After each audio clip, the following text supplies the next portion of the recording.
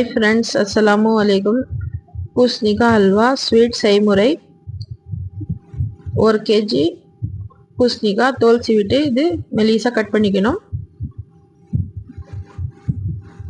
இது வாஷ் பண்ணிட்டு குக்கர்ல போட்டுக்கலாம்.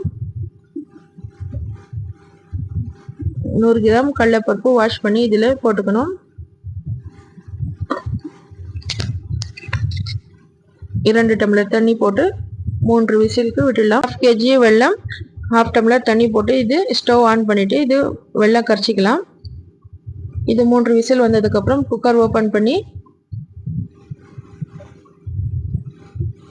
இது வெல்ல கரைச்சல் வடிகட்டிக்கலாம். இதிலே போட்டுக்கலாம்.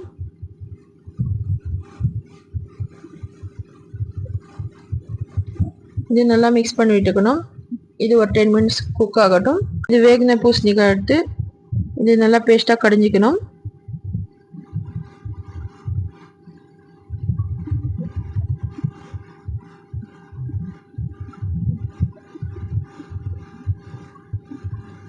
அதுக்கப்புறம் கடாயில போட்டு இது நல்லா குக் ஆகட்டும். கட்டி ஆகணும். நல்லா மிக்ஸ் பண்ணி விட்டுக்கினே இருக்கணும். ஒரு கடாயில தேவையான நெய் போட்டு பட்டை லவங்கம் ஏலக்காய் பாதாம் முந்திரி